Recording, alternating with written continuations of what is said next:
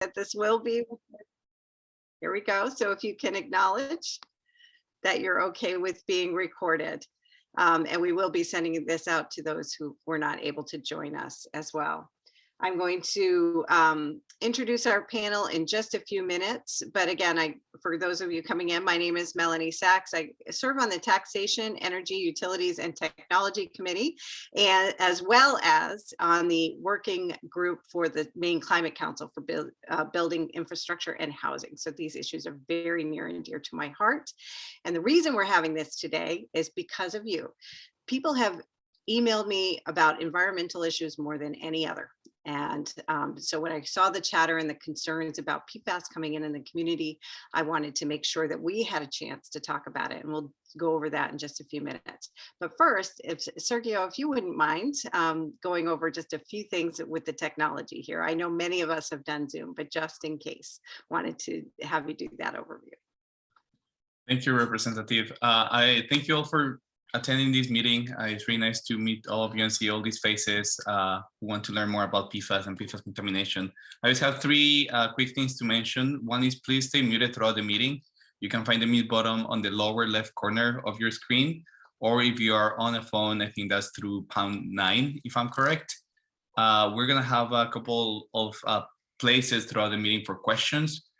So if you have any questions, please write them in the chat. If you don't want to forget them, we are going to read questions from the chat at some point in the meeting. But also once we have those breaks for questions, please use the raise your hand function. So on the lower bar of the Zoom, there's a reaction button. And if you click it, there's an option that says raise hand. So if you raise your hand, we're going to call your name and you can ask the question, when the time to answer questions comes. And just a quick reminder that we are recording this meeting and we're going to have it available on YouTube, and we're going to send the link around so people can have a copy of it and reference it later. Those are all the things that I wanted to mention. I will be muting people throughout the meeting if anybody has any background noise that is kind of disrupting the meeting. So thank you all again. Nice meeting you. Thank you so much, my friend. So to go over what we're doing this evening, there is going to be a PowerPoint. So if you're like me and you try and take notes and maybe miss a few things during the presentation, we will be emailing this presentation to all of you after this evening's session. So I just wanted you all to know that. You're welcome to take notes as well, but wonderful folks at Defend Our Health has said we can share that. On that is going to be the general overview and some resources and all the information we're sharing today. So just wanted to let you know that, with huge thanks to our friends from Defend Our Health. So I wanted to also just set some expectations that this is an informational session. As you know, this has been all over the news and the science is changing pretty rapidly. Our intent this evening is to do an overview of PFAS. I know so many of you have been hearing it in the news, talk about what the state of Maine is doing, make sure that you see the map that the Department of Environmental Protection, the DEP, is putting out there, because that will be the resource that people are updating frequently. And so as this evolves, that you know where to go to get that. And then some resources as well if you're concerned about PFAS in our area. So that's sort of setting the table about what we're doing today. Again, feel free to put questions in the chat, and then we'll pause for questions after each section. I also want to say that I'm delighted to see Dave Herring here from Wolf's Neck Center, who will be updating us in the second part of the program. Hello, friend. A little bit about what they're doing at Wolf's Neck Center as well. So that's going to be our evening. We're here until 8 o'clock, and so we have lots of times for questions as well. So I wanted to introduce our two amazing panelists. Some of you may know them already because of the work that they're doing, but Sarah Woodbury, who's our Freeport resident. So Defend Our Health, I probably should just say, I just wanted to read their mission statement. Their mission is to work to create a world where all people are thriving with equal access to safe food and drinking water, healthy homes, and products that are toxic free and climate friendly. And they're based right here in Portland, Maine. And so as I was saying, Sarah Woodbury is their Director of Advocacy for Defend Our Health, a Freeport resident. And she, I'm going to say, spearheads defense advocacy and coalition work. She works closely with legislators, coalition partners, and supporters to advance Defend's mission, which you just heard. She brings with her over 10 years of experience in this area. And her colleague, Sergio, Kawecki is an organizer with Defend Our Health who leads their Safe Drinking Water campaign, working the last 4 years to promote access to well water testing and remediation, and graduated from the College of Atlantic in Bar Harbor as well with a degree in human ecology. So those, I want to welcome Sarah and Sergio, and I'm so happy you're here. And I want to invite you to start the presentation. Great, thank you, Representative Sachs. As Representative Sachs said, my name is Sarah Woodbury, and I'm the Director of Advocacy for Defend Our Health. I am going to share a PowerPoint, so I will say when I'm in PowerPoint mode, it's hard to see what's going on in the chat. So if somebody, Sergio or Representative Sachs, if you need to interrupt me or if I'm going too fast, because I have been told that I talk too fast, please let me know.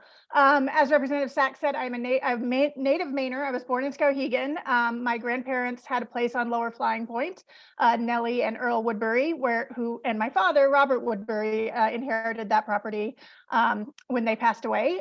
So some of you might maybe know my father, or knew my father. He unfortunately passed away a couple years ago, but I'm excited to be here to chat with the residents of my hometown and go over a little bit about PFAS here. So I'm going to share my screen here. Hopefully it will work the way that I want it to work. Okay, there we go. Can folks see that? Yes, it's working. Okay, thank you. Okay, so I'm going to skip through these first couple of course, now that I'm doing this, it's not working. Crap, it's not letting me move forward. Of course, we tested this like 3 times before you guys got on here. So, Sergio, do you want to see if you can do it and if it works on your end? Sorry, guys. There we go. Okay, will it move forward for you? Awesome. Okay, so if you can just skip forward, Representative Sachs went through who we are in our mission statement, so we can move through that. So what is PFAS? So folks have probably heard phrases like PFAS, PFOS, PFOA, different kind of acronyms for what PFAS is. PFAS is a class of fluorinated chemicals. So when you hear somebody say PFOA or PFOS or any different other acronym, that is a member of the PFAS class, PFAS. There's about 12,000 different types of PFAS, and they are used in a variety of things. They are used to make products grease-proof, stain-proof, water-resistant. So anything that you have, it is in everyday products. So if you have a rain jacket, that probably has PFAS in it. If you use makeup that is water-resistant, that probably has PFAS in it. Food packaging, if you get something from McDonald's and the paper is grease resistant, that probably has PFAS in it. It's in dental floss, it's in our carpets. It is unfortunately everywhere. So Sergio, if you can skip to the next one. So PFAS, unfortunately, were created, about 40 or 50 years ago. They didn't know what the health impacts of those were, and then folks started doing kind of testing on them and seeing what was going on and finding out that this class of chemicals is actually toxic. So unfortunately, more than 98% of people have PFAS in their blood. This includes newborns that get exposed to it through the umbilical cord or breastfeeding. PFAS has a whole host of health impacts. There's interference with normal brain development in children. There's increased risks of certain types of cancer, like kidney cancer, fertility issues, particularly for men. It's also an immunosuppressant, and it can interfere with vaccines, which, as we know right now, that is problematic. It's also a hormone disruptor, and there was just a study that came out a couple of weeks ago about a particular type of PFAS that caused liver and thyroid issues. So you will hear sometimes people say that there are 2 different types of PFAS. There's short chain and long chain, or old PFAS and like Gen X. And people will say, oh, it's the old ones that are the bad ones. PFOA, PFOS, those are the ones we have to worry about. The new ones are totally fine. That is not true. As studies go through and start to look at these newer types of PFAS, they're coming through with the same types of health impacts. So we like to look at PFAS as a class as opposed to each separate one. So PFAS, or Sergio, can you go to the next page? So from an environmental perspective, what does PFAS do? So PFAS is very persistent and bioaccumulative. So what that means is that it's called a forever chemical for a reason, because it doesn't break down. It's got a very long half-life. So if you if you only have like one thing of product that has PFAS in your house, that's fine. But that since you have so many, you're getting like the PFAS is like building up in your system, and it does the same thing in the environment. If you have a piece of farmland that had, say, sludge that had PFAS in it that was spread on the farmland, maybe if it was only done once, it would still contaminate it, but it would break down quicker. But what usually happens is this type of stuff does more than once. So, as you add more PFAS on top of PFAS and on top of PFAS, it bioaccumulates and makes your levels higher in your blood, in the water, in the soil. And like I said, it comes from a variety of sources. So it's very concerning that way. It's unlike a lot of other chemicals where maybe you get exposed to it, but it gets out of your bloodstream very quickly, or it gets out of the water very quickly. And PFAS just doesn't do that, because that carbon fluorine bond is so strong and just does not break down. Next slide, Sergio. So what is happening in Maine? There's been a lot going on in Maine. And excuse me, pardon me. So I'm sure folks have seen a lot of the stories of the farms impacted, of the drinking water issues in Fairfield. We're kind of in the midst of a pretty serious PFAS contamination issue here in the state. There have been 9 farms so far, including Stone Ridge Farm, which was the first farm that folks might have heard about back in about 2017, 2018. Then there was the Tozier Farm in Fairfield, and now we have these organic farms up in Unity, Jackson. So all of these farms have found high levels of PFAS contamination, either in their water or in their soil or in both. There's also been hundreds and hundreds of contaminated wells. Most of those are in Fairfield. There have been some in Presque Isle, some in Trenton, some in Unity Township, some in Benton, and I think I'll get to that slide later, but there was also a contaminated well found in Freeport. So what has happened, how this has happened is that back in the 70s and 80s and early 90s, the state and the federal government kind of told farmers that there was this great thing that they could do to like cheaply put nutrients on their farmland. And this thing was called biosolids or sludge. So there are over 700 sites across the state where this sludge has been spread. And what sludge is basically what is left over from wastewater treatment facilities. So PFAS gets into the wastewater treatment facility in a few different ways. If you wash a coat that has PFAS in it, then that gets into your water and that kind of goes down the drain. That ends up in a wastewater treatment facility. If you wash a Teflon pan, that goes down the water and ends up in the wastewater treatment facility. It's in our bodies. So if you flush the toilet, it ends up in the wastewater treatment facility.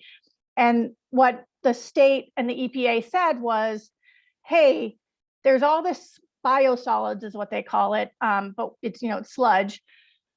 It's expensive to landfill this. We don't have a lot of landfill space. This has got a ton of nutrients in it. We've tested it for, like heavy metals and mercury and stuff that is very bad, and it's totally fine. So we're going to give it to the farmers for cheap. And so the farmers kind of all across the state, and to be clear, not just here in Maine, in every state across the US, this is not Maine specific, took that sludge and spread it on their farmland. Many spread it for years, many only did it once. But what has happened as we started to find out that PFAS was bad, then, Stone Ridge Farm had like a random water test because of a federal program and found out that their water was really high, and then tested their cows and found out the milk was really high. And that kind of led to looking at their soil and finding out that the soil in Stone Ridge Farm was highly contaminated. And that kind of made everybody go, oh no, how come that soil is contaminated? And Fred Stone was like, well, the state told me to spread this stuff on my farmland. And that's kind of where it came from. And that has been done across the state. So it's sludge from both wastewater treatment facilities and some industrial sludge. And that has, like I said, there are over 700 sites across the state where this sludge has been spread. So even if so for like Songbird Farm, they haven't spread sludge on that farmland since the early 90s. But because PFAS sticks around so long, the levels in their water, in their fields, in their bodies is incredibly high. They have blood levels as high as folks that work in a DuPont plant that are around this stuff all the time because of the level of contamination in their fields. Sergio, next slide. So what are we doing? There's this big problem. Obviously, we need to be concerned about it, but there are things that we can do, and there are ways to kind of mitigate exposure, and the state is actually doing some really good things. So the first thing we did as a state of Maine in 2019 was pass a law that bans PFAS in food packaging. Now that has to go through a rulemaking process and there has to be safer alternatives. So it hasn't gone into effect yet, but the DEP is in the process of doing that.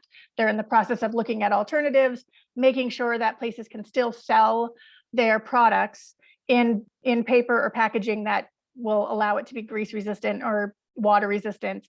And so they're in the process of doing that. So because of all of the water contamination that we found, we worked last session to pass a law that requires that all 700 sites across the state where sludge has been spread are being required to be tested by DEP to find out if there's PFAS there. And this is the map that you guys are seeing that we'll go over a little bit later, but this is why that map is there, because there was legislation passed last session that is requiring the DEP to do this testing. They are doing it in a tiered way. So they're looking at places who may have gotten more sludge than other places or had industrial sludge or are closer to drinking water sources, that type of stuff, and kind of tiering so they can get through all of the 700 sites by 2025. The folks that live in tier 1 towns have gotten notified by the DEP that this testing is going on. So the DEP is in the process of doing that. And so what that looks like is if you have farmland that they know that sludge has been tested or sludge has been spread, they will go to that farm. They will test the water is usually the first thing they test because that is the easiest test to do. And if the water comes back contaminated, they'll test the soil and they'll also start to test the water around it. So if you're on a farm and you have a residential area just outside your farm, they start at, I think, half a mile out and then they go a mile out. Yeah, sorry, Department of Environmental Protection is DEP. My apologies, you'll hear me use acronyms, so yell at me. DACF or DCA, that should be DACF, is Department of Agriculture, Conservation and Forestry. So they will kind of go out in a circular way, testing the water until they get to the point where the water is not coming up contaminated anymore. And so that's what they did with Fairfield, and that's why they found all of those contaminated drinking water wells. So they're working on that. So the DEP has also worked last session to classify PFAS as a hazardous substance. And this might seem like a wonky thing, but the point of doing that is to make sure that they can access state Superfund sites. So in order to be able to access funding for cleanup, testing, remediation, something needs to be classified as a hazardous substance to access that funding. And PFAS up until last year was not. So it has been designated a hazardous substance so they can access this funding. The other thing that we did, we worked with the state to do is to update the statute of limitations. So this was in particular of concern to folks like Fred and the Toziers who found the contamination and didn't know what their avenues of options were. So what this did is previously, if you found contamination on your fields or if you were contaminated by something, you had to file a suit within 6 years of when the contamination actually happened. So for all of these folks that had, sludge spread on their land 20 years ago, they would have missed that there would have been no options for them. So we updated the statute of limitations to say you have till 6 years after when you find the contamination to take action. So we updated that statute of limitations, which will hopefully help some folks be able to go after the chemical companies and the responsible parties to get funding back to help mitigate the damage to their farm or their house or whatever the case may be. So the next thing we did a lot of work in the past couple of years. So the other thing we did last session was set an MCL for PFAS in water. MCL is maximum contaminant level. And so you might hear that like arsenic, you can have 10 parts per billion of arsenic in well water, and then over that it's dangerous to drink. So this is the same type of thing for PFAS. The federal advisory level for PFAS in drinking water is 70 parts per trillion. The state of Maine said that's not safe enough and set standards at 20 parts per trillion for 6 PFAS. And so that's a combination. It can either be all 6 PFAS add up to 20 parts per trillion, or 1 PFAS comes out at 20 parts per trillion, whatever that may be. If your water tests above that, then the DEP steps in, they provide you with bottled water, and they will pay to help get your well remediated. So there are options available there if your well tests high for PFAS in drinking water. And then we also banned PFAS in AFFF firefighting foam, that's aqueous film forming. And so it's, once again, the acronym is wrong now, I'll have to fix that, my apologies. But that is a firefighting foam that they use for things like tank fires and like if there was a ship on fire or something like that, there's PFAS in that. And it was getting at, like, they were testing, they were, discharging PFAS or the firefighting foam during trainings. It was ending up in the water supply, that type of stuff. So now Maine has said, you can't use AFFF firefighting foam in testing. And you also can't, unless it's required by the federal government, which it still is in a couple of places, we're banning the use of PFAS containing firefighting foam in the state of Maine. And then the big thing we did last year, and this is an amazing piece of legislation, first in the world, no other state, no other country has done this. We banned PFAS in non-essential uses of PFAS in products. So in order to stop further contamination, we need to turn off the tap and get the PFAS out of the products and keep it from ending up in our water, our waste streams, our water, our fields. And the best way to do that is to get it out of products. And so it was a bipartisan bill, across the board support for this. We had 2 senators vote against this bill. Other than that, it was, 100% bipartisan. And what this does is it bans PFAS in products, non-essential uses of PFAS in products. So to be clear, there are some uses of PFAS in products where there's not good alternatives and they're necessary. So like if you have a heart valve, there might be some PFAS in it. And obviously we don't want people to not be able to get heart surgery and get a new heart valve. So those types of uses, until we find a better alternative, are still allowed under this law. But by 2023, Maine is no longer allowed to sell rugs and carpets that contain PFAS. It will no longer be allowed to sell like a couch. If you get a couch and you get that stain treatment on it, that stain treatment has PFAS in it. So no aftermarket stain treatments by 2023. And then by 2030, the state is gonna require manufacturers to report to the state if they use PFAS in their products. That will be in a publicly accessible database. So you can go look and say, hey, maybe I want to buy a new, I don't know, TV, or maybe I want to buy a new piece of furniture or a new frying pan, and I'm looking at this brand. I can go look at this database and see if that has PFAS in it. And then by 2030, all non-essential uses of PFAS, nothing will be able to be allowed to be sold in the state of Maine. And we're the first anywhere that has done that. So it was a really, really, really big deal. Sergio, next page. And so what is happening now? So you all have, as I mentioned, seen kind of these heartbreaking stories about the farmers who are, testing their farmland, finding out that their farmland is contaminated, that their water is contaminated, that they've been feeding their children off of this farmland, breastfeeding their kids, and not realizing that their breast milk is contaminated because of, the mother's been drinking, contaminated water or eating contaminated food. And as I mentioned, most of that contamination across the farmland is from sludge spreading across the state. So when the DEP, Department of Environmental Protection, realized that the sludge was the problem, they put in place screening levels, and they said, you can spread sludge, still spread it, if it tests below a certain level for PFAS. For 3 different types of PFAS, it has to test below this certain level. So they tested the sludge, over 95% of it tested above the state screening level. So obviously, most of it has not been being spread on farmland since that happened in 2019, I believe. But there was still like about 5% of it. And so some places were still doing it.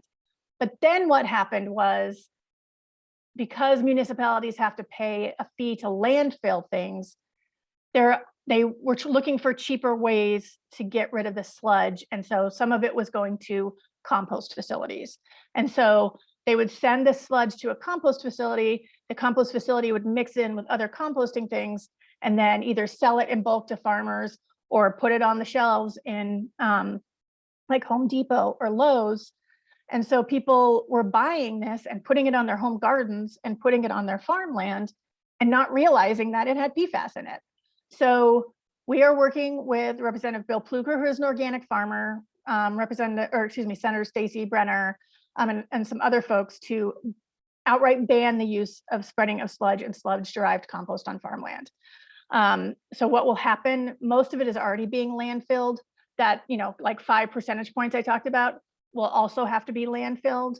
Unfortunately, landfilling is the best of a bunch of bad options because the stuff does not break down. You can't burn it because what happens is PFAS breaks down in an incinerator, goes up in the air, it breaks down into smaller PFAS, and then those PFAS float out in the air. It's very mobile, so it can go, they're finding PFAS in like Antarctica. So it kind of gets in the air and goes out in the world where it meets up with other PFAS that are also hanging out there in the world and meets up and creates other types of PFAS. So right now there is no safe way to break down or get rid of it. So unfortunately, landfilling is the best option. So LD 1911 would ban the use of sludge and sludge-derived compost on farmland. The other thing it would do is, industry, wastewater treatment facilities, all of these things that are like sitting on rivers can discharge a certain level of stuff into the river. It's called effluent. And that effluent is tested for things like mercury, dioxin, other toxic things, heavy metals, to make sure that they're not discharging, high levels of that stuff into the river. Unfortunately, there is no standard for PFAS, and so they're not testing for it. So what this bill will also do is require any industry, any wastewater treatment facility that discharges into any waterway in the state will have to test that discharge for PFAS and report that to the DEP. So then the DEP can start using that data to set a safe level of PFAS in the effluent discharged into waterways. There is no standard right now, but we need to get that data first before we can just, kind of stop it all along. So that's the big bill that we're working on. Additionally, we're working on LD 1875, which will kind of study how to treat landfill leachate. So if you have a landfill, all of that water and stuff that kind of ends up in a landfill is kind of put into a barrel, and it's called landfill leachate. Right now, what is happening is that landfill leachate is like going to a wastewater treatment facility, and it's doing two things. Some of it is ending up in the sludge, some of it is ending up in the effluent.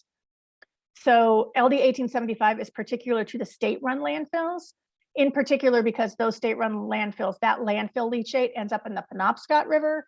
The Penobscot Nation is up by that wastewater treatment facility. It is contaminating the fish up there, and the Penobscot Nation relies on that fish to feed the tribes.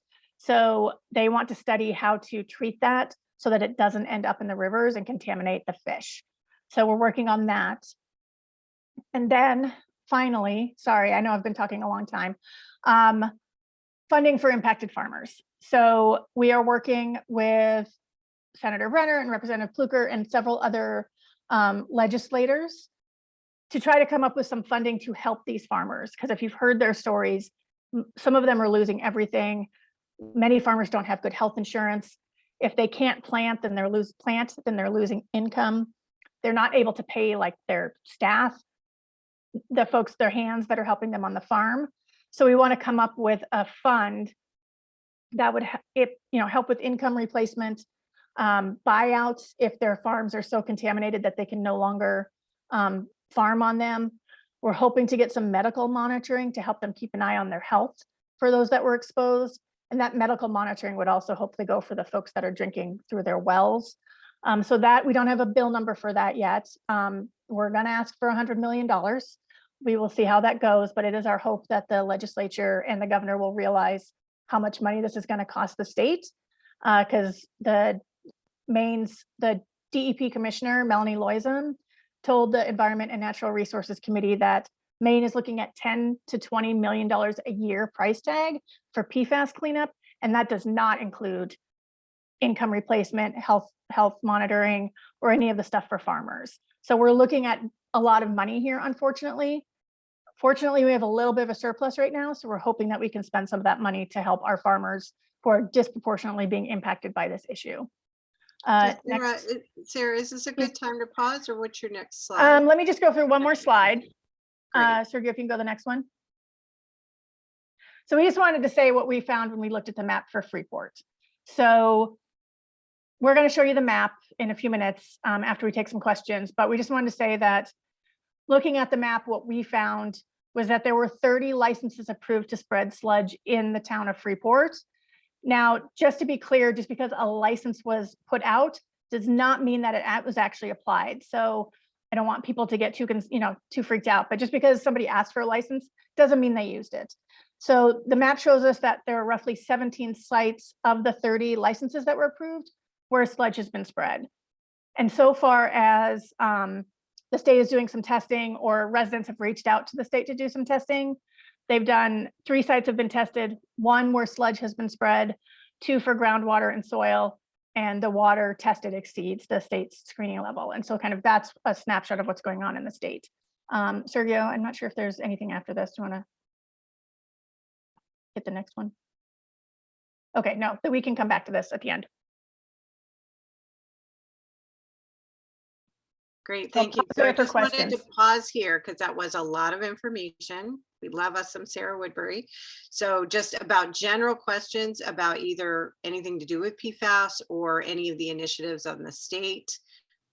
Spoiler alert, I've gotten your emails. I am a supporter of 1911 and 1875 for lots of good reasons. So did anybody have any general questions about that information? I know that this is a really dense topic and you can review the tape later, but I just wanted to pause here before we go into the map and talking about Freeport. And don't be sorry, it is a lot, Sarah, but that's why we're doing it tonight, to start talking about what it is and what the state is doing and why it's been in the news. And I think you did a very good overview of that, Sarah, for us. Kind of so I will just, we're waiting for folks to raise their hand. I will just say it's a good thing that there's a lot to report, because quite frankly, Maine is so far ahead of every other state on this issue. I know it sounds like there's a lot of bad stuff going on, but we are so far ahead of every other state in looking for contamination and helping folks, water standards, all of that stuff. So even though it is a lot, Maine is doing such good work here. So I wanted to just acknowledge Michelle Boy-Gilbody. Yeah, sorry, hon. I know you so well, Gilbody. Okay. Do you have a question? I do. Thank you. I did have the advantage of listening to some folks through MAVCA talking about this same situation.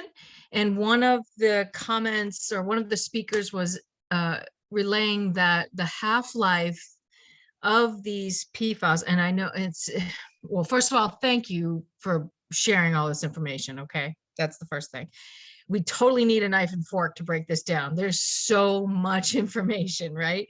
But the half-life of some of these PFAS is faster in some crops and products other than milk and water and things like that.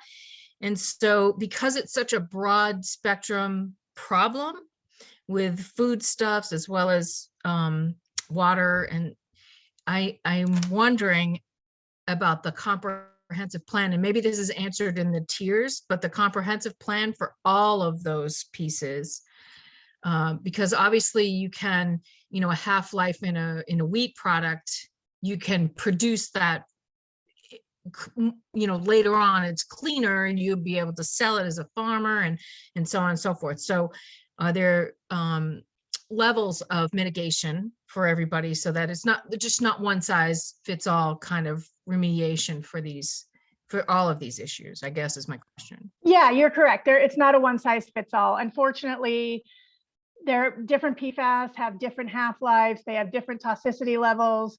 They do different things. Also, different crops uptake PFAS at different levels than others.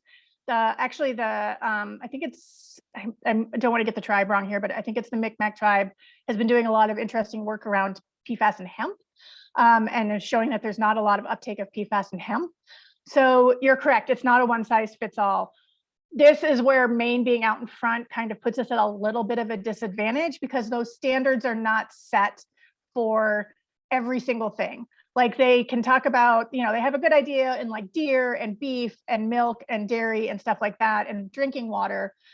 But for things like spinach and trees and flowers and wheat, like the levels just have not been set. I will say that the state is currently working on that. Health and Human Services is doing some testing. They're doing some data gathering. They're looking into what those different levels might be for different products, what products might still be safe to sell. So unfortunately, I don't have a good answer for you, but you're correct. Like it's so dependent on the crop, and it's so dependent on the, what type of PFAS, because like, even though Gen X is still toxic, the half-life is not as long as like the older PFAS, the PFOA and the PFOS. So it's not an easy solution, but I know the state is doing some testing. This is the thing where I would, since Maine is so far out and ahead of everybody else, we've had conversations with Senator Collins about federal funding and federal work on this. And there is some federal testing being done. There is some federal work being done. Also, unfortunately, what she is hearing from other legislators at the federal level is that, well, it seems like this is just a Maine problem. So why should we revert, So if you guys have friends in other states, urge them to talk to their legislators, because it's not going to be just a Maine problem in about a year. Michigan's starting to jump on this, New Jersey's doing some stuff. So we're going to start to hear things. But it is our hope that the federal government can also step up here with both funding, and they are doing some testing and research, and they're also looking at ways to get rid of PFAS. They're doing some studies to see if there's a way to just like destroy it. And those things are kind of far down the road, but they're happening. So unfortunately, I think it would be nice if we could just be like, test one piece of spinach and be like, okay, it only lasts for like 6 days in there, we're totally fine, but that's just not the way science works. So it's going to take a little time to get those levels. So Sarah, it feels like you answered with just great aplomb Sierra's question in the chat about where are we on setting PFAS toxicity levels for Maine produce, and it sounds like it's a work in progress, both at the state and federal level. I also wanted to acknowledge that thank you, Sierra, and great question. And there is a question in the chat about where are the sites in Freeport, and is that public knowledge? I know we're about to go into the map, but Rachel, I'm wondering if your question is about the sites that were on her slide. Because the sites that have, and again, we're just about to go in the map, those are public information. That's the reason that we're going to go into the map of DEP, because that will have the most updated information as we move forward. And there are 2 maps for DEP, and we'll show you both of them. The first map is where sludge and septage have been spread. The second one is where they have found contamination. So in answer to your question, both of those things are public knowledge. Like they're just 2 different maps, but we can show you both of those, but it's public information. Right. And so Sarah, do they, when there is some place, they show the levels, for example, right? Maybe we should just go to the maps and then we can go from there. If you want to start the maps, because I know people are very interested in that, and then we can go into that a little bit more detail. Sergio, I think you were can you put the sludge and septage one up first, Sergio, when you get there? And I want to say, these are, again, the Department of Environmental Protection maps. These are the ones that you want to be bookmarking if you're interested in this. And these are the ones that will be updated as we go through, which is why we wanted to show these to you today. And just so you folks know, we put all of these links will be in the PowerPoint that we send out to all of these maps, to DEP's like PFAS website and all that type of stuff. You're so fabulous. All right, take it away. Let's talk about what we're looking at here. Yeah, so this is the DEP's septage and sludge sites. And what this is are sites across the state where the DEP licensed sludge to be spread or septage to be spread. It's just where they licensed. It doesn't mean that for sure sludge or septage was spread there. It's just where the licenses were had. So if Sergio can click on little S, hopefully it'll show up. I don't know. Yeah, so it'll say like, received a license to spread line stabilized wastewater treatment plant sludge on 17 acres. So this kind of tells you what the license says, but just remember, it doesn't necessarily mean it happened. And so the one other thing I will mention is that, as I said earlier, DEP has over 700 sites. So they're not all on here yet. They are updating this map constantly. And so what happens is, and also once they start testing, I don't see any here and I don't want us to back out too far, but once they start doing testing, if they find a field that has been tested high, like it will have like a red line around it. So as the DEP does the testing and updates the information and knows where the stuff has been spread, the map will be continuously updated so you can keep going back to it. And then, sorry if you, yeah, the other one, hopefully it'll just let you pop over. So this is the map of where they have done testing and found contamination. So if you go down to, like, yeah, right there, you'll see that this was groundwater. So the sum of 6 PFAS, I believe, adds up to 20. So if you kind of arrow, like you can see that little arrow at the top of the pop-up, and if you push that, Sergio, you'll go through and it'll show you what type of PFAS compound it is, how the concentration of it, that type of stuff. So I think if you add up all of these, then we're testing, above the state screening level of 20. So there, as you can see, there's only a couple of spots here in Freeport that have done testing or tested high. But so both of these maps are public information, and you can, go in and play around at your leisure. So, and I do know that the Wolf's Neck folks wanted to talk, so I wonder if maybe this is a good spot for them. Can I just mention so what? Dave, Oh, go ahead, Sergio. I just wanted to say that if you click on the dot on the map, it also tells you if it tests for groundwater, because in some sites they also test for soil. So for example, here it tells you that they tested for soil. And then the other thing is that, for example, on the first test that they did, they tell you that the PFAS compound, this tells you that it's already the sum of the 6 PFAS.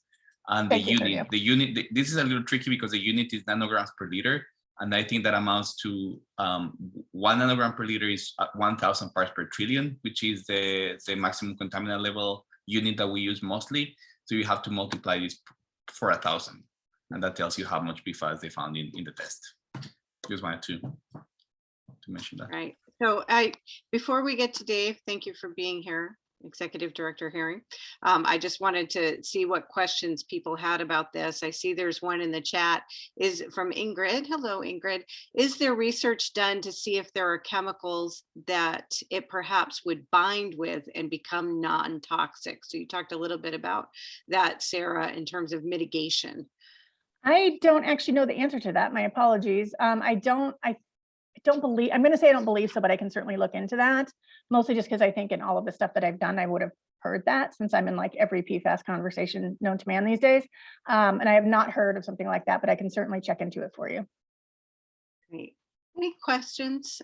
Or you can be thinking about your questions if you'd like. I'm just going to look through and see if anybody is got their hand raised that I can't see. I don't see anybody at the moment.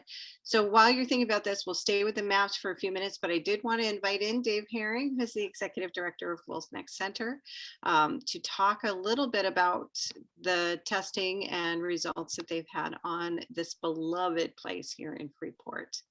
So Dave, like to oh, sorry, Representative Sachs, can I answer Sean's question in the chat really quick before? Somebody put a question that I did not see. Yes, what if I would like to have my property tested, which I thought we were going to talk about in just a few minutes. Absolutely, we could hang off on that. We'll let. Yeah, that's definitely the question, Sean, of the hour for sure. All right, Dave. So I want to talk about the Wolf's Neck Center, if we could.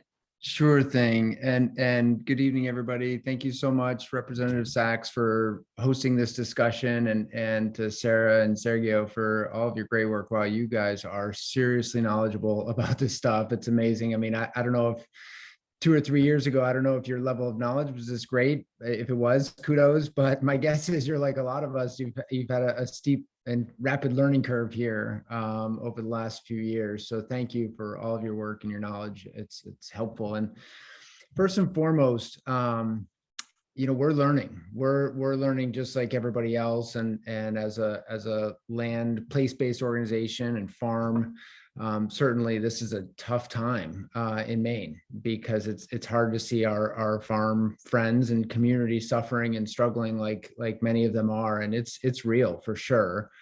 So I'm happy to share a few details about what we have discovered at Wolf's Neck and answer any questions if that would be helpful. And then if anybody would like to continue the conversation after tonight, I'm happy to connect. So in 2019, we were contacted by Nancy McBrady and the folks at DACF, the Department of Ag Conservation and Forestry, letting us know that they had, as part of Governor Mills's task force that she put together to begin looking into this issue, one of the first things that they did was begin this mapping exercise. As you can imagine, that map that shows all the dots and everything, there's so much information on there that took quite some time to put together. But in 2019, when they reached out to us, it was discovered that we were one of the sites in Maine. And of course, as you can tell, it's hundreds and hundreds of sites. I mean, I was blown away when I discovered how many sites had been spreading these materials. And so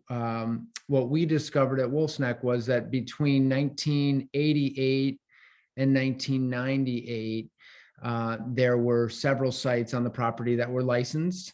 And several that and of those sites, and you saw those on the map, many of them did receive materials and materials from two different sources. And I don't know how much detail this group wants me to get into. I could get into a fair amount or just a little bit. So maybe I'm gonna err on the side of just a little bit. And if folks want more information, I can go there.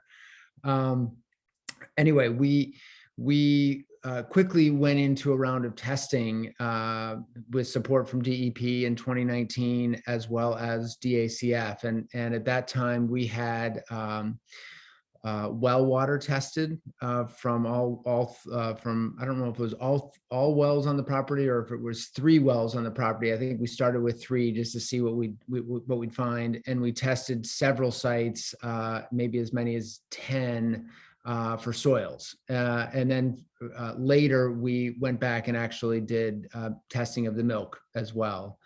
And we did find some detection of PFAS, but they were either non-detect, I should say, or below current levels of concern. And I think the important word there is below current levels of concern. So this is something that we're continuing to monitor, both at our wells as well as our soils and some of our agricultural products. And we will be testing again, likely all of those locations again in 2022.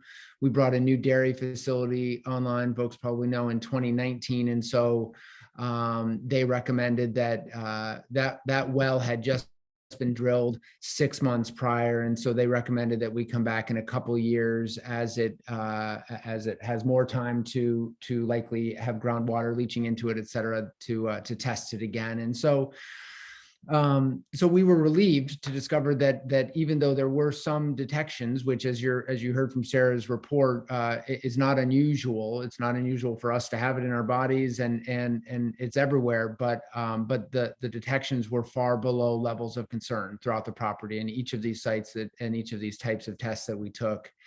You know, I think the things that we have working for us at Wolf's Neck, ironically, one of the things is what makes it kind of challenging operational, and that's that we're a rather decentralized property. You probably know that Wolf's Neck Center is made up of about 7 different farms that were accumulated by the Smith family over the course of a couple of decades in the mid-20th century. And they began operating all those as one unit. And so for us, because we're so decentralized and because we had material dropped at so many different sites, it appears that the bioaccumulation that you heard Sarah refer to was something that didn't happen so much at our site, and unfortunately is what has happened at some of these other farms, where if they would have taken, you know, chances are if all the sludge or other materials, wood ash that we had dropped and stacked it and spread at Wolf's Neck, if we had all of that brought to one place over the period of those 10 years and spread all that on that one field, we likely would have discovered issues well beyond what we've discovered. So So we have that working for us, and we will continue to test and continue to monitor the situation. For now, it appears that we're in the clear, and so if you're a neighbor or live near Wolf's Neck, I think that probably bodes well for you, and because the areas that we were testing were the areas most proximal to where we believed those stacking sites to have been. Thank So you, maybe Dave. And that's really, that's you've been so it. transparent in on your website and in your emails as well, that I really thought it was important for folks to also get that information tonight as we're talking about this in context, since so many of us visit you so often at Wolf's Neck Center. So I really appreciate that. Any other questions right now, just about accessing the maps? You can see Sergio has put the links to the maps in the chat. Again, these will be in the resources. We're going to move on to resources to Sean, and also there's another question in the chat from Dee Dee around resources as well. But any questions specifically about accessing the maps as you're, I was going to say mucking around in the maps. I'm in farm territory right now. But as you're looking at the maps, any questions about navigating those maps at the moment that you want to check in about before we move on to resources? I just also wanted to point out there was a question in the chat from Rodney about the sludge sources at Wolf's Neck. Yep, If you knew that. I did just see that. Yep. Oh, Thanks, great. Rodney, for your question. I'm happy Thank to answer you. that. Yep. So we were licensed, or I should say, there were licenses issued to SD Warren to deliver wood ash, and the town of Freeport to deliver lime stabilized wastewater treatment sludge. And so it was from both of those that we received some materials. Hope that's Thank helpful. you. So can I jump off on that just to mention something really quick about sources here? Yeah. So I mentioned, I think that there's both industrial and wastewater treatment facility sludge that's been spread. Maine is of particular, the issue with Maine's industry is that it's mostly paper mills, and paper, they like to make it grease proof. They like to make it, stain resistant, water resistant, all of that type of stuff. So unfortunately, there are several paper mills across the state that at one point in time used PFAS. And so when you're talking about SD Warren or Sappi or Hudamaki, chances are some of their sludge contain PFAS by the nature of their industry in general. Most have moved away from it. Some still use it. Hudamaki still uses a little bit of it. There are a couple of places that still use it. But even with that when they, like I said, when they tested the sludge, like over 95% of it tested above the screening levels. So it's not just the industry stuff that's bad. So, there's just no way for us to tell which was worse, the industry or the wastewater sludge, just because it was done so long ago. Most people didn't keep records. Like, it was not tested before it was spread. So there's no way of knowing whether or not it was the wastewater treatment facility stuff or the industry stuff, which was worse. But they've all tested high. So. And Sarah, sort of along the same line, since we're talking about, Barbara had a question a little bit back, and I've been trying to find a place that it makes sense, since we're talking about farms and you had referenced some of the fish and the animals. Because of how PFAS bioaccumulates, should we be looking into advisories against eating fish from our streams? So we would love for the CDC to put out fish advisories for PFAS. They do not currently do that. We have asked them and have been a little bit rebuffed by them. We had hoped to put legislation forward this session to require them to do so, and couldn't get it through. I won't go into the legislative process for folks that don't know it, but we couldn't get it approved by Leg Council. Unfortunately, they don't. We have bugged them for a while to do that. Kind of their argument is that there's already fish advisories for mercury, so you shouldn't be eating it anyway because of the mercury. So what does the PFAS matter? We disagree with that. We think the more transparency is important. And if you've got 2 advisories on fish that you're eating, you might maybe pay a little bit more attention if there is one. There's also possible that there's places where PFAS is an issue and mercury isn't, or mercury is an issue and PFAS isn't. But unfortunately, if there were advisories, I would say, one of the ways to limit exposure where you can, which is being careful of, If you've got, don't use Teflon coated pans, cast iron is the way to go. You know, there's some things that you can do. It's just tough because it's in everything. But like if you're buying a new couch and they ask you if you want the stain treatment on it, no, you don't. And granted, by 2023, they won't be able to do that anyway. But that type of stuff, just kind of, you know, if you're, you know, hopefully we'll get out of food packaging soon. Like, don't make microwave popcorn, because the inside of the microwave popcorn bag has PFAS on it, and ends up on the popcorn. So pop it on your stove in your, you know, cast iron skillet. There are things that you can kind of do to mitigate exposure in certain ways, but it's just really tough because it's so ubiquitous. Okay, note to self about the popcorn. Okay, and a corollary question that's coming along is it possible to have a screening for PFAS as part of a blood draw profile? So you can get screened for PFAS. It is not a typical test. I'm not sure if your insurance would cover it. And you're gonna probably have a hard time. A lot of doctors still have not heard of this and are not gonna know what you're talking about, unfortunately. If folks are interested and want to talk to their doctor about stuff, my email will be on the resources. Feel free to reach out to me. We have a doctor on our board that like put together some information packets for doctors. I'm happy to send those to you. But like I said, it's possible. It's just, it's not going to be part for the course when you go get screened. And it's something you'd have to ask for. And I am not 100% sure how much insurance would cover for that. So. Thank you for that. And thank you for the offer to have that board member send some information that's, or have you send the information to that. We do have a question again, before we move away from the maps, and Sean, we're getting to your question about resources. Martha says there's a lot of work mitigating large quantities of PFAS emanating actively N and S of the BNA and AS. Why aren't there any boxes or positive tests surrounding the base on this map? Does that make sense? Are you talking about the Brunswick base? The base in Brunswick? Yeah. I'm looking at Martha, yes. Okay. Yes, Martha says yeah, yes. okay.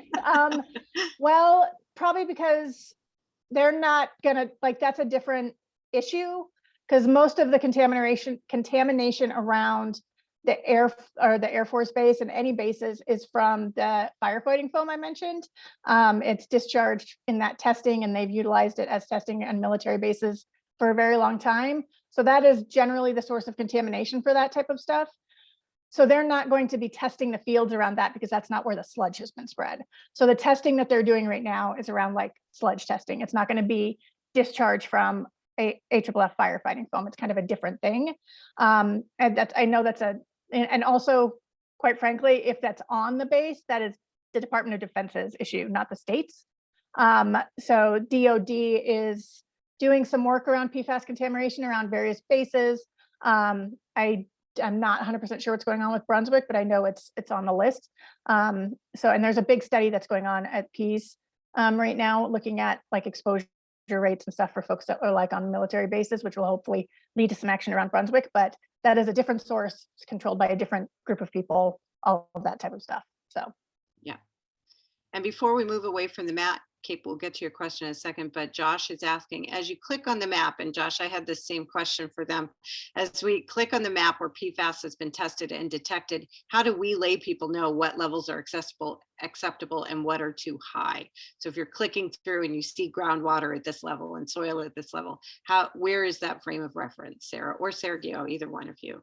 yeah, Sergio mentioned this a little. So if you're looking at the water results, and Sergio, if you know more about the soil, let me know, because that I'm not as up on. But it'll say like 0.55. The one he looked at said like 0.55, and it said nanograms per liter. Well, the state screening level is 20 parts per trillion, which is different than nanograms per liter. So you have to do a little bit of math. So you take that 0.55 and you times it by 1,000, right? Sergio, is that correct? And that will give you your level. So Sarah, in the resources that you're disseminating to us later, is there a chart or something like that that we can reference? There is not, but we can try to put something together to add that to it. So thank certainly. you. I think that would be, sounds like everybody, that sounds like that would be really helpful for the little people in the world. Thank you so much. And soil screening levels are different. So, and they're testing for like 6 PFAS in drinking water. Soils might have more. The screening levels for sludge, it's 3 PFAS, and it's like 5.2, 2.5, and whatever, but we'll put it together in a little thing so you know what we're talking about. But those levels are a little different than the drinking water levels. So there you go, Josh, the answer. The numbers are different for soil versus water. And I just want to have that disclaimer for Sarah and Sergio again, this is evolving. So this will be best case that they can do for that. I just want to make sure before we go on to resources again, we're getting all these wonderful questions and you guys are the best. Kate had asked, because PFAS are present practically everywhere to some extent, are there effective ways to remove PFAS from drinking water, reverse osmosis, charcoal filters, anything else? Yes, you can filter for PFAS in drinking water. It's usually charcoal filters or some sort like there. And so for instance, here in the States, if you test your drinking water and it comes above the screening levels, so that if it comes above the 20 parts per trillion, you can call the DEP or email the DEP and tell them that you have tested now you have to test your water using specific testing labs that they want you to use. And there is a list that we link to in the resources. So you send your water to one of those labs, they send it back your results. And if it tests high, you can reach out to the DEP and they will refund you for the cost of the test, because it is expensive. It's minimum of about $350 to get your well tested, can be as high as $5. So just think about that when you're doing that, because if it tests below the screening level, they're not going to refund you. But if it tests above, they will give you the money back and they will provide bottled water for you until they get around to doing whatever they need to do to your well, whether that's installing filters or connecting you to a public water system or drilling. It depends on levels of contamination, sources, that type of stuff, but they can filter it. It can be filtered and DEP will pay for that if your levels are high. Right, and we'll do the resources next. I just want to say, Sierra, did you have a question related to this piece? Yeah, I did. I had a question about making efforts to change that map. We were looking at the sites that have been tested. I was wondering if there was a way to color code the map, kind of like green, there's no levels of high contamination, red, yellow, because to the lay person, it is confusing to do that math. And as somebody who works on a farm, we're getting a lot of inquiries from somewhat uneducated interpretations of that map of, oh my goodness, you guys have PFAS. No, we're on the map because we have been tested, but we don't. It's not clear, and there's a lot of alarm among the general public. It's causing a lot of, I think, public harm for farms. Unfortunately, that's something you're going to have to direct to the DEP because we don't control the map. That's their resource. But there is it's DEP. And the email I included in the resources, if you just email, I think it's dep.pfas@maine.gov, and just let them know. I don't know if they will do it, but you can let them know. Yeah, but that is is a try. Yeah, it's worth a try. It's really good feedback. Really good feedback. Because yeah, people they have been want looking at the map and saying, "What does this mean?" Yeah, Yeah. but yeah, they're pretty, they're pretty responsive, and they do appreciate getting feedback of stuff that's people might not understand. And those maps are very wonky and very technical. And I am not a scientist. My background is in political science. The nice soft science, because I am not I don't have a head for math or science, as obvious by me trying to do the math with the nanograms per liter. But yeah, they're happy to try to make things easier for folks, but I'm just not sure with that one. It might be a little bit of a heavy lift for them, but it doesn't hurt to ask. Great feedback though, Sierra. So it sounds like we really should be looking at the resources slide, because we've had several questions about that next. And I think that's really important. So I see also, just very quickly, I see Martha's comment about the sludge spreading. So it's possible that the BNAS drained into and sludge has been spread on local farms. So if that is the case, then DEP has tiered that, and we'll end up testing those fields eventually as they go through. I just am not sure where Brunswick is in the tiered. It's not in tier 1. So I don't know if it's in tier 2 or tier 3, but if sludge has been spread on those fields, it is on DEP's list to test, and they will get there. So Sarah, when you're going over these resources, I just want to refer back to Sean's question about what if I would like to have my property tested. You went into that a little bit, but I really want to make sure people have that information. Yeah, so Maine DEP actually has a ton of information on their website. So that all of these are hyperlinked in in the PowerPoint, and so you can just click on it and it'll take you there. So this top one is Maine DEP's like PFAS information page, and there's a whole bunch of information there about their tiered system, what they're doing, you know, what testing is happening, all of that type of stuff, and kind of information of who you can reach out to if you have questions and that type of stuff. And then we link to the 2 maps that we showed you. And then I guess I had it backwards. It's pfas.dep, not dep.pfas. But if you have specific questions, the DEP last session got a bunch of money in the budget for staff. They've got like 19 new staff people there that are working specifically just on PFAS stuff.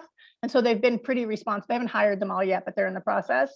But they've been pretty responsive and they're happy to answer questions. Susan Miller from DEP runs this whole thing and she is amazing. So, Sergio, you want to go to the next one? And so drinking water is a little like, the one problem with agencies is that one agency covers one thing and one agency covers another thing. And the other thing I didn't put on here is DACF. And so I'll add a slide before we send this out. But anything to do with soil testing and water testing currently is through the DEP. However, HHS technically deals with drinking water. And so they also have some resources on their page. So, you know, there's information about PFAS and well water. There's like a fact sheet that kind of walks through, you know, what you can do, what's going on, what the levels are. And then there's just a general PFAS fact sheet.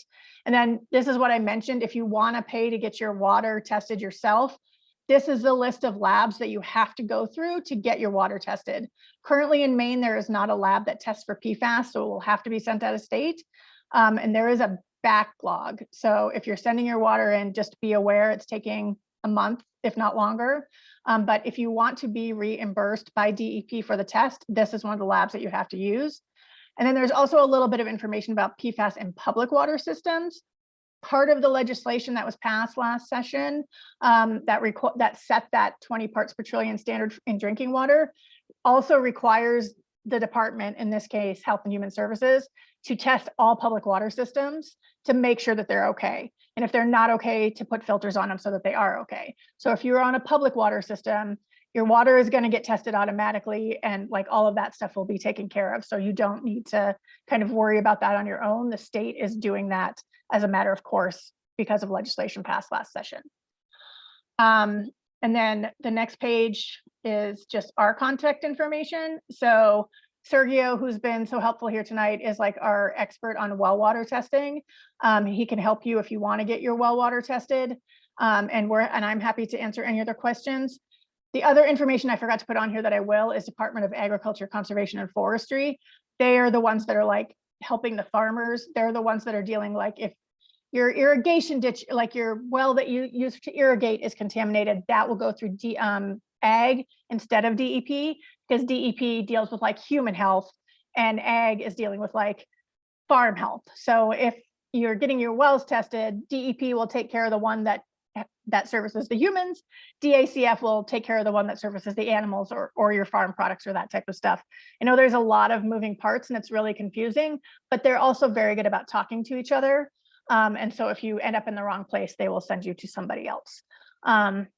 I think that's all we have for resources. Sergio, do you want to, stop sharing? And in terms of if you want to get your soil tested, that is a little bit harder question than the water testing. It's a different process, but I believe that some of these wells that do the water testing can also do soil testing as well.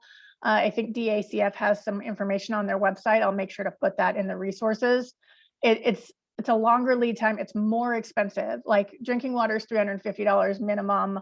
Soil testing is more expensive than that. It's a more intensive process. It's also hard to do right now because the ground is frozen. So if you're really concerned about it, and we're not quite in growing season yet, my suggestion would be to reach out to Nancy McBrady at DACF and ask her like what you should do in order to, where you should go to get your stuff tested. I'll put her contact information on the last slide for DACF so you have it. She's kind of the point person at Department of Ag around the farm stuff and is really knowledgeable. So, but just a flag that is much more expensive to test your soil than it is to test your water. So. And Sarah, we had a question in the chat from Lucy on the resources list, which I didn't see when they were flipping through. Is there any one of those that talk about research studies regarding PFAS and health? There are a couple on the Health and Human Services website, but I can link to a couple of others. There's been some good stuff put out by EPA, just did a study on like liver and kidney stuff. There's been a gentleman at Harvard, Dr. Philippe Grandjean, did some really good research on PFAS and vaccine efficacy, which is quite frightening in today's world. And then there's been stuff around like neurodevelopmental issues in children and exposure to endocrine disruptors, which is what PFAS is. So there's a whole bunch of stuff out there. I'm happy to link to a couple of things. I'll add them to the resource page. Thank you for that. We had one other question from Susanna, who said, on a slightly different note, Freeport is reworking its sewer plant. Are there things we should be looking for, asking for in terms of how it addresses sewage and drainage? I mean, I think one of the things that they're, looking at is just like treatment options. So, trying to see if you can. And so, does your sewer does the sewer? Do you have like effluent? Is the wastewater treatment facility, is it discharging effluent into anything, or just not sure how it works? If that's the case, then I would look at testing what your effluent discharge is right now to see if there's PFAS in there, and there are treatment options. Once again, for a system like that, they are probably not cheap, but there are options in place for treatment for PFAS and wastewater discharge, in all of that, in like leachate from landfills. There's stuff is available. It just costs money, unfortunately. But if you, and 1911 is going to require that the effluent from wastewater be tested. Be tested. So that is definitely, Susanna, something that is going to be required. So conversations about that now are very helpful. So that's a really good point. Sergio, I think I cut you off when you were going to be saying something, I'm no doubt very important that I cut you off. No worries. I just wanted to mention two things about testing. So if people are interested in getting their water tested, please reach out to me. We are also trying this new test kit that is a lot cheaper. It's $80, but it's not certified. So if your PFAS come to high levels, the DEP won't accept the results because it's not certified. But at least it's a way to screen if your water has any PFAS for a lot cheaper than $350. So reach out to me. I'm happy to share that. Yeah, Cyclopure. That's the test kit. You can also reach out to me. I can give you the information and the link and walk you on how to buy it. There's also a lab in Maine that they don't run the PFAS, but they subcontract another lab that does the PFAS and is certified in Massachusetts. A&L, they're based in Auburn. So I'm also happy to share that information if you reach out to me. I want to get in touch with them about getting your water tested for PFAS. So Sergio, this is being recorded, right? And so you just said if you want to have your well screened and would like information of that, it's much cheaper, because we did have a comment in the chat, which is true. $350 is not going to be accessible to everyone. But if you, again, as Sarah said, my understanding is there's tier levels. So DEP would eventually, hopefully, be testing every single one of those tiers of the identified sites. But if you're worried about your own well, and if it comes, Sarah, say this again, if the levels come up too high, then DEP has some mitigation efforts, but you have to have this certified test in order to even think about getting reimbursed for some of this in the water and things like that. Did I hear you correctly? Yes, that's correct. The test that Sergio is talking about, like, they won't accept those results, but you might be able to go to them and say, I know you won't accept these results, but they're high. So why don't you come out and test my property now, since it's saying that it is? But yeah, if you do test the property on your own, you have to go through one of those certified labs, which it will be in the resources. If it tests high, DEP will reimburse you for the cost of the test, and also provide bottled water until they can come out and fix your well or fix your drinking water system. So, and I see Rodney's question about testing for public water supply. They are required to do that under legislation that was passed last year. All public water systems are required to test and make sure that the public drinking water is below the screening standards of 20 parts per trillion. They had a timeline for that, and I can't remember what it was, but I think it might be the beginning of 2023. So they have a little bit of time to make sure that happens, but it is required by all public drinking water systems. So hopefully that answers, if you want to just a test on your own, sort of much less expensive, but sort of a check-in almost. That's the $80 test that Sergio was talking about. But if you need it, a certified test, again, Sarah's saying go through the DEP process as well, which makes sense. As And we're just once coming again, a up- little bit of a warning about the time, like they're obviously overwhelmed. Everybody's trying to get stuff tested, so be a little patient with the lab folks. It's just taking a little bit of time, so. Absolutely. So I am scrolling through. I want to make sure that you've had such great comments and questions tonight. I can't thank you all enough for your engagement in all of this. And if you're having any difficulties with bureaucracy, also please feel free to contact me. I'll put my email in the chat as well. And and I know many of you know my personal cell phone number, so that's awesome. I give that out freely as well, because this is what I'm here to do, is help answer questions. And these two are so generous, Sarah and Sergio, with their time and their resources and their information. And I think that's just amazing. But does anybody have any last questions? We certainly have a few minutes left. No question is a bad question. Trust me, I've asked them all before you got here. So I'm happy to make sure if there's any other last questions about anything regarding PFAS here in Freeport. I see Executive Director Herring is still with us if you had a last question about that as well. But I really can't thank you all enough for being here tonight. I'm going to put my email as melanie.sachs@legislature.maine.gov, or I'll see you in Bow Street.